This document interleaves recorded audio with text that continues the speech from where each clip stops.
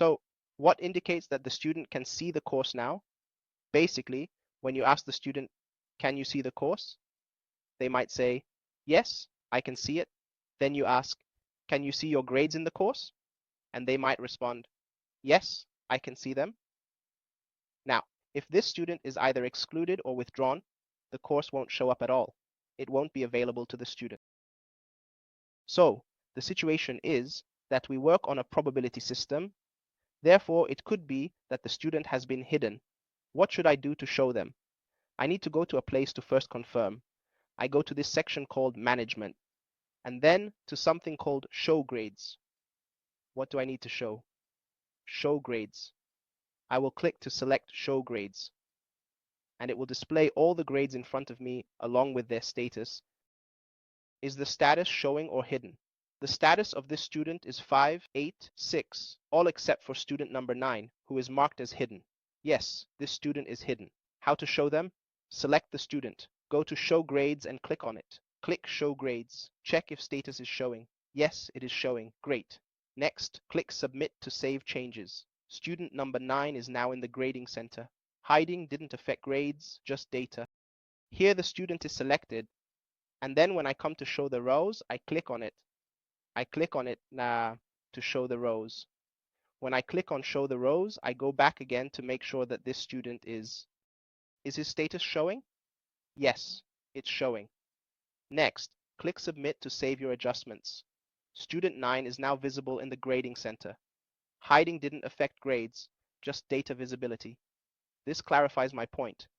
While using the grading center, you might have assessments like an oral test. To send oral test grades to Blackboard, create a column here, name it oral test to make it appear. Join the virtual classroom with students, like now. This is the part I want to clarify for you. The second part is that while you're working with the grading center, you might have a type of assessment like an oral test. So, if you have an oral test and you want to send the grade to Blackboard, how do you do that? You can come here and the system allows you to create a column. You create a column and name it oral test. So a column will appear here called oral test. Then you come into the virtual classroom with the students, just like I'm with you now. You ask the student is answering, and he is answering. You open the grading center, the student so-and-so, the question is answered. What you do is click and write the grade. You give him the grade that you want to assign, no problem at all. So how do I create the column? I come here to create a column and click on it. It will open a page for me. This page contains information to specify. First, name the column you're creating, like oral test. Add a description if needed, such as oral test for this course. Next, determine the possible points for the test, which is out of 2 points. Decide the category, test, assignment, etc. It's better to categorize it as a test. There are 3 important options. The first 2 are crucial. The third is less so. The first option asks if the oral test grades should be included in the total grades. If yes, include them. If not, exclude them. Decide if this column should be visible to students. Visibility means students can see it under My Grades in the course. There are 3 key options. The first 2 are crucial. The third is less so. I can leave it. The first option is about including oral test grades in the total. What total? The student's overall grades. Include it in the total if needed. Otherwise, it won't be added. Should this column be visible to students? When students access My Grades, they see all grading columns, like the oral test, with scores such as received 19 out of 20. Do you want to display this oral test or any column to students?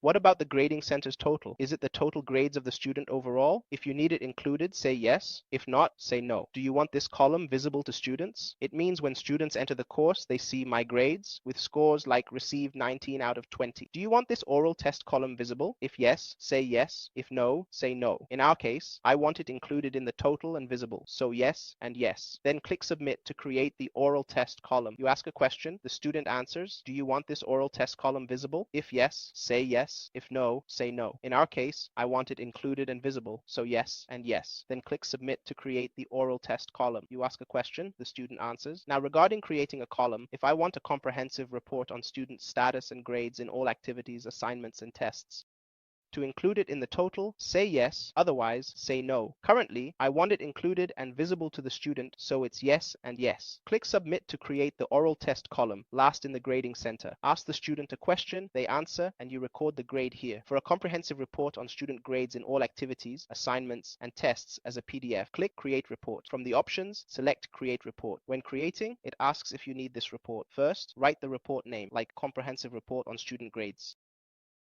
You write the grade yourself in this section. This is regarding the part about creating a column. Now, if I have students and I want to generate a comprehensive report about their status and their grades in all activities, assignments, and tests, and it will be a PDF report. So if you all want to do that, what do? You click on something called Create Report. From the report options, you select Create Report. When I'm creating the report, it will ask me if I need this report. While I'm creating the report, I first write the name of the report. So I might say, for example, comprehensive report on student grades, for instance. And then here, the report date, I need the report date, yes. Okay, let's clarify this point about the grading date and the name of the institution. If you want the name of the institution, you come here and it gets specified in the report. So, is this report for all students or for specific students? Specific students here. So here, you want all users, all students, right? If you want to specify certain students, then you can select student 5 and, for example, student 9. Then you press Control on the keyboard and select student 9. But no, I want all of them. I want all of them. Okay, do you want the report to show the student's name? Yes, the first name, last name, and student ID. So choose the student ID. Do you want the columns to show data about the student? I will say I want all the columns or all the columns displayed in the Grade Center, all the assignments, and all the tests I need. Or if you need specific columns, then choose specific columns. Or choose this column, or this column. Or for example, you want the total and you need this test. So each student will have these 3 columns appear, or you choose all of them. There is no problem at all. All of the columns are normal. Okay, let's scroll down. So I need a signature line at the end, a signature line. I need the date of the report and information about the course, which is the course name. Then you can click on preview or send. I'm going to click send now, and the report will show up for you. You'll see what the report looks like. It should show me the report name, and then here's the student. Then it will show me all the columns from the grading center. And next to each column, you'll see the student's grade, including the total. Just scroll down a bit. All these are columns. You'll find a stop line in each report for this student, and this is their data and grades. Then we move to the third student and so on until we reach the third student and so on. And until what? Until then he brings me all the columns of the evaluation center, and opposite each column is the student's grade. Even the total is there. Go down a little bit. Of course, these are all columns that will go down. You will find the stop line in each report. This is the second student. This is his data, and these are his grades. We go down the third student, and so on until the third student, and so on. And until what? Until what?